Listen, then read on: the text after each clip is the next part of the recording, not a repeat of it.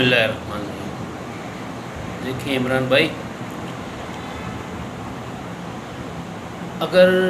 ہم مسلمان عبادات کی روح کو سمجھ لیں تو یقین کریں ہمارا یہ معاشرہ کافی حد تک بہت سارے مسائل سے پاک ہو جائے۔ مثلا ہم روزے کو دیکھ لیں۔ اب روزہ جو ہے اس کے نتیجے میں اللہ تعالیٰ انسان کے اندر اپنا خوف پیدا کرنا چاہتا ہے کہ وہ کھلے یا چھپے ہر حال میں اس احساس کے ساتھ رہے کہ اللہ مجھے دیکھ رہا ہے اور اللہ میرے ساتھ ہے۔ میں کوئی بھی عمل کروں گا دنیا سے چھپ کر کروں گا لیکن اللہ کو پتہ چل جائے گا۔ اب اس کو تقویٰ کہتے ہیں اور روزے کا مقصد یہی ہے۔ روزہ یہی انسان کے اندر روزے کے ذریعے اللہ تعالیٰ یہ احساس پیدا کرنا چاہتا ہے۔ اور آپ دیکھیں رمضان کے مہینے میں بہت سارے لوگ ہیں جو مختلف نشہ بھی کرتے ہیں، پورا سال کرتے ہیں، لیکن رمضان میں اس کو چھوڑ دیتے ہیں اور روزے رکھتے ہیں، اور یہ احساس ان میں ہوتا ہے کہ روزہ ہے اور یہ پھر عبادت خراب ہو جائے گی اور اس میں فرق پڑ جائے گا۔ اور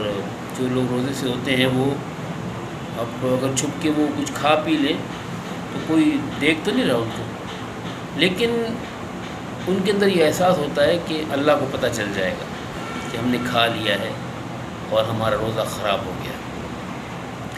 اب یہ احساس اللہ تعالیٰ پیدا کرنا چاہتا ہے انسان کے اندر، لیکن ہم دیکھتے ہیں کہ رمضان گزرنے کے بعد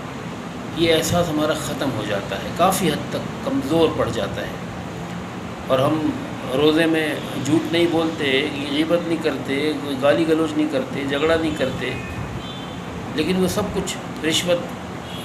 برائیاں سب کچھ چھوٹ جاتی ہیں، لیکن وہ رمضان کے بعد پھر ہم اسی طرح ہو جاتے ہیں۔ تو اس کی روح کے بغیر اس روزے کو ہم گزارتے ہیں مہینے کو، جس کی وجہ سے اس کے پھر اثرات 11 مہینے پھر معاشرے میں نظر نہیں آتے۔ اسی طرح حج ہے، حج میں انسان کتنی مشقت برداشت کرتا ہے، اپنا گھر چھوڑتا ہے، بیوی بچوں کو چھوڑتا ہے، اور یعنی ایک اب تو خیر سفر تو آسان ہو گیا ہے، لیکن وہاں جا کر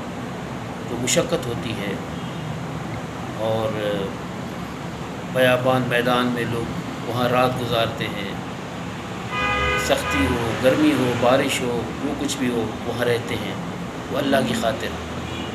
اس سختی کو مشقت کو برداشت کرتے ہیں۔ تو اللہ تعالیٰ حج کے ذریعے سے انسان کے اندر یہ ایک خصوصیت پیدا کرنا چاہتے ہیں کہ میں اللہ کے لیے ہر مشقت برداشت کرنے کے لیے تیار ہوں۔ اور پھر ہم قربانی بھی کرتے ہیں کہ اگر اللہ کے لیے قربانی دینے کا موقع کوئی ایسا وقت آ جائے تو اچھی سے اچھی چیز بھی قربان کرنے کا حکم ہمیں مل جائے تو ہم اس سے درگزر نہیں کریں گے۔ وہ جانور قربان کرتے ہوئے یہی دعا ہم پڑھتے ہیں، اس کا ترجمہ یہی ہے کہ میں اللہ کے لیے یہ کر رہا ہوں اور اپنا رخ میں نے اللہ کی طرف کر لیا ہے۔ رخ سے مراد کہ اب میں اللہ میرے سامنے ہے، ہر معاملے میں میں اللہ کے حکم کو دیکھوں گا اور اس کے مطابق فیصلے کروں گا۔ لیکن ہم دیکھتے ہیں کہ وہ قربانی جو ہے وہ بے روح قربانی ہو جاتی ہے، اور وہ صرف گوشت کی حد تک اور تقسیم اور کھانے کی حد تک ہی رہتی ہے، لیکن اس کے اثرات ہمیں معاشرے میں اس فرد میں پھر نظر نہیں آتے، ہمارے اندر وہ نظر نہیں آتے تو معاشرے میں نظر نہیں آتے۔ اسی طرح نماز ہے۔ اب نماز ایک کتنا اہم رکن ہے کہ کہا جاتا ہے کہ نماز جو ہے وہ دین کا ستون ہے۔ اب قرآن کی پتہ چلتا ہے کہ نماز اللہ سے ملاقات ہے، کہ 5 وقت بندہ اللہ سے ملاقات کرتا ہے۔ اب آپ سوچیں کہ 5 وقت اگر دو دوست آپس میں روزانہ 5 وقت ملتے ہوں تو ان میں کتنی گہری دوستی ہو جاتی ہے، وہ ایک دوسرے کے کتنے قریب ہو جاتے ہیں۔ لیکن کیا یہ معاملہ نماز کے ذریعے سے ہمارا اللہ کے ساتھ نہیں بنتا؟ کیونکہ ہم اس روح کو سمجھے بغیر اس کو ادا کر رہے ہوتے ہیں، حالانکہ 5 وقت اللہ سے ملاقات کرتے ہیں۔ اور اس نماز کی جو ارکان ہیں کہ ہم نماز مسجد میں داخل ہو کر اس پہ غور کریں، جو ارکان ہیں نماز کے، تو معاشرہ کتنا تبدیل ہو جائے، فرد کتنا تبدیل ہو جائے، اس میں کتنی بہتری، کتنی خوبیاں پیدا ہو جائیں۔ سماجی لحاظ سے، اخلاقی لحاظ سے، اور قربانی اور ایثار کے لحاظ سے، اور پھر جو ہے وہ ایک اس زندگی کو گزارنے کے لحاظ سے، اور اپنے اجتماعی فیصلوں کے لحاظ سے کہ ہمیں کس طرح کا ذمہ دار چننا چاہیے، اس کے لحاظ سے اس تمام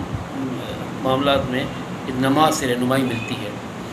اور سب سے پہلے دیکھیں نماز میں کیا کرتے ہیں، مسجد میں داخل ہو کر ہم سب سے پہلے ہاتھ اٹھا کر کہتے ہیں اللہ اکبر،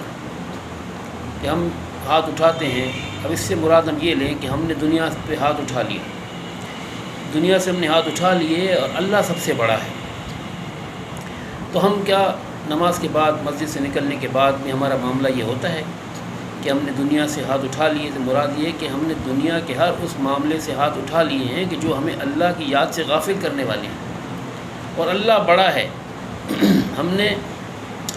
اسی کی بڑائی کو ماننا ہے۔ کسی دنیاوی کسی بڑے کی، کسی طاقتور کی بڑائی کے سامنے ہم اللہ کے معاملات سے روگردانی نہیں کریں گے، اللہ کے حکم سے روگردانی نہیں کریں گے، کیونکہ اللہ بڑا ہے اور ہم اسی کو بڑا مانتے ہیں، اور عملاً بھی ہم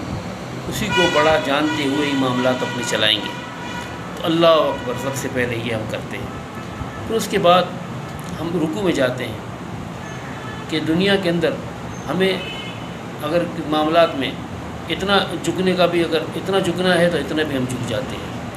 اور اگر پھر ہم سجدے میں جاتے ہیں، اگر پورے کے پورے وجود کو جھکانے کا بھی حکم اللہ کی طرف سے ہے تو ہم اپنی پیشانی زمین پہ رکھ دیں گے، ہم اپنی ذات کو بالکل ذات کی نفی کر دیں گے اللہ کے حکم کے سامنے۔ ہم سجدے سے مراد ہم یہ لے سکتے ہیں کہ اپنے ہم وجود کو بالکل اللہ کے سامنے بالکل ہم ایک عاجزی، انکساری اور اپنا ماتھا زمین پہ لگا دیتے ہیں۔ تو یہ بھی ہم اس سے لیتے ہیں۔ پھر ہم یہ سلام پھیرتے ہیں، ہم دائیں طرف سلام پھیرتے ہیں، السلام علیکم رحمۃ اللہ، کہ جی ہم دائیں طرف جو لوگ ہیں ان پر اللہ کی سلامتی اور رحمت ہو، ہم اس کے یعنی خواستگار ہیں، ہم دعا کرتے ہیں۔ پھر بائیں طرف ہم پھیرتے ہیں۔ تو اس سے مراد کیا ہے؟ حالانکہ جو لوگ ہمارے دائیں اور بائیں نماز پڑھ رہے ہیں وہ تو شاید ہم ان کو جانتے بھی نہیں ہوں، لیکن ہم ان کے حق میں اللہ سے رحمت اور سلامتی کی دعا کرتے ہیں۔ اب اس سے مراد ہم یہ بھی لے سکتے ہیں کہ زندگی کے اندر جتنے لوگ ہمارے جتنے قریب ہیں ان سب کے لیے ہم سلامتی اور رحمت ہیں۔ ہم اپنے معاملات سے، اپنے عمل سے، اپنی گفتگو سے، اپنے طرز عمل سے ان کے لیے سلامتی اور رحمت ہیں۔ یہ اس عمل سے ہمیں یہ سبق ملتا ہے۔ اور ہم ایک امام کے پیچھے نماز پڑھتے ہیں، اور امام بھی ایسا جس کے اندر معمولی سی بھی کوئی لغزش نہ ہو، اس کی ذات میں کوئی کمی نہ ہو، کوئی ایسی کوئی بات نہ ہو جو ایک امام کی ذات میں نہیں ہونے کے لیے اچھی نہ ہو، تو اس کو ہم امام نہیں مانتے، ہم اس کے پیچھے نماز نہیں پڑھتے۔ یہ بات ہمیں اس بات کی طرف ہمیں اشارہ دیتی ہے کہ ہم اپنی زندگی کے معاملات بھی کس طرح کے امام کے حوالے کریں، کہ نمازیوں کا امام تو کوئی 100 نمازیوں کا امام ہوگا، 200 کا ہوگا، 400 کا ہوگا، لیکن یہ جو کروڑوں لوگوں کا جو امام بنے، وزیر اعظم یا صدر بنے یا MNA MPA بنے یا ناظم یا چیئرمین بنے یا کونسلر بنے، وہ بھی امام ہے کہ اس کے بھی جو حکم ہوگا اس کے پیچھے ہی لوگ چلیں گے، جو فیصلہ ہوگا وہ فیصلہ ہی اس کا جو ہے نافذ ہوگا۔ تو وہ امام بھی کیسا ہونا چاہیے؟ پھر اس امام سے ہمیں اس امام کی طرف اشارہ ملتا ہے، سبق ملتا ہے کہ یہ امام بھی پھر اس کے اندر کون سی خوبیاں ہونی چاہیے،